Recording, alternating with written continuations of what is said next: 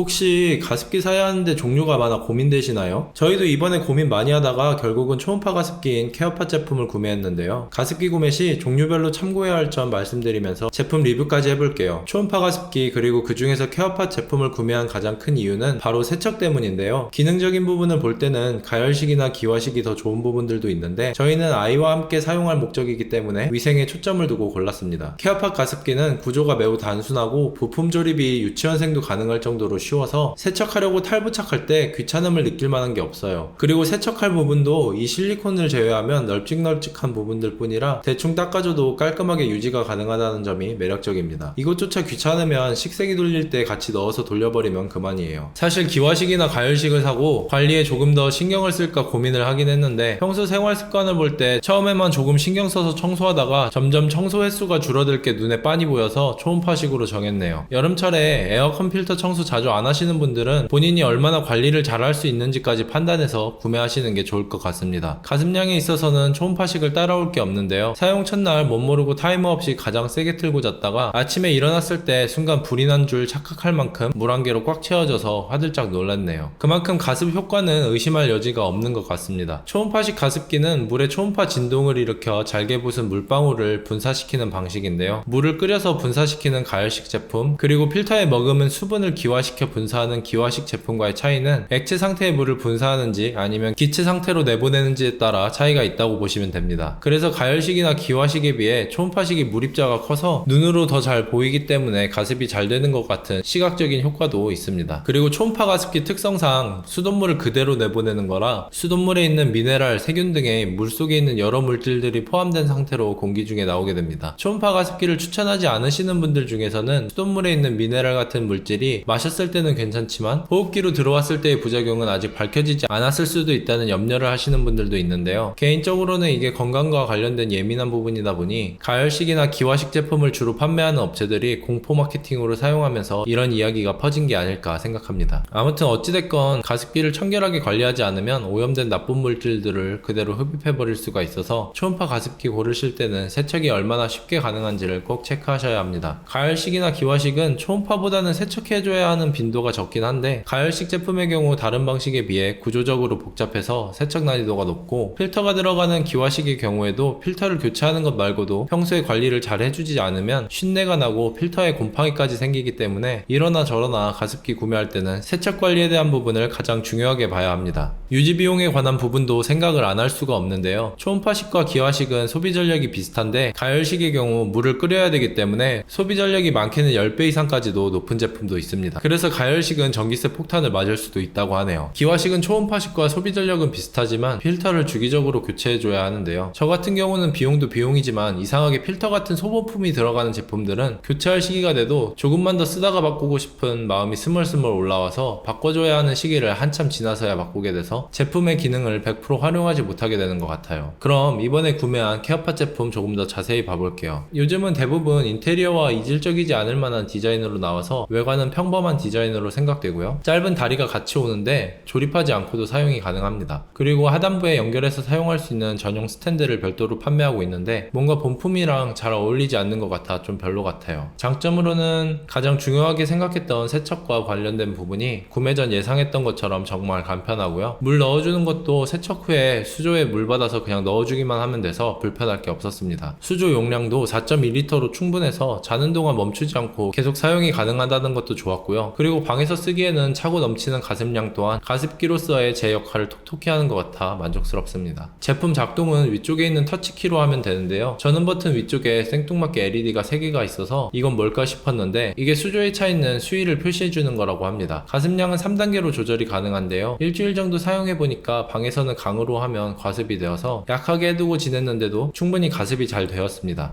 타이머도 4시간, 6시간, 8시간 3단계로 조절이 가능하고요. 그리고 모델마다 기능이 조금씩 다른데요. 저희는 UVC 살균과 저온 가열이 가능한 복합식인 X60 모델로 구매해서 가장 우측 버튼이 이 기능으로 되어 있습니다. 고양이를 키우시거나 아이 손에 닿는 위치에 두시는 분들은 락 버튼이 없는 게 단점일 수도 있을 것 같네요. X60 모델의 경우 진동자의 이 부분에서 살균 LED가 나와 UVC 살균 작용이 된다고 하니 위생적인 부분에서 조금 더 안심하고 사용할 수 있어 타사 제품들과 차별성이 있는 부분 같습니다. 그치만 당연히 아쉬운 부분도 있는데요. 제품 설명에는 저온 가열 기능으로 34도의 따스한 가습이 된다고 되어 있는데 솔직히 따스한 건 잘 모르겠고 차갑지 않은 정도인 것 같았습니다. 그리고 물을 그대로 뿜어내는 초음파 가습기 특성상 주둥이 쪽에 맺힌 물이 아래로 떨어져서 물이 조금 고일 수 있다는 점 참고하시면 될 것 같고요. 물이 위쪽으로 분사되는 게 아니라 45도 정도로 분사되어서 어느 정도 높이가 있는 곳에 놓아야 방 안이 골고루 가습될 것 같아 보였어요. 저희는 방 가운데 쪽에 가습기를 놓고 사용하는데요. 반대쪽 구석에 비치해둔 온습도계로 체크해도 습도가 잘 오르는 걸 확인할 수 있었습니다. 그리고 강모드로 오랜 시간 켜두면 물이 낙하하는 방향의 바닥이 조금 촉촉해지는 게 느껴지는데 장판이 아닌 강마루나 원목 같은 바닥 자재를 사용하는 집에서는 신경이 쓰일 수도 있을 것 같습니다. 마지막으로 구매처 제품 리뷰들을 확인해보니 저는 괜찮았지만 뽑기운이 작용하는지 제품 컨디션이 좀 좋지 않은 것도 있는 것 같아 한두 달 정도 더 사용해보고 다시 다루어 보도록 하겠습니다. 가습기는 작동 방식도 여러가지고 제품도 워낙 다양하게 많아서 100% 만족스러운 제품을 찾기가 정말 어렵다고 하는데요. 생활 패턴이나 사용 환경 등을 고려하셔서 나에게 맞는 제품을 구매하시길 바라겠습니다. 오늘 영상 도움되셨다면 구독과 좋아요 부탁드리며 긴 영상 봐주셔서 감사합니다.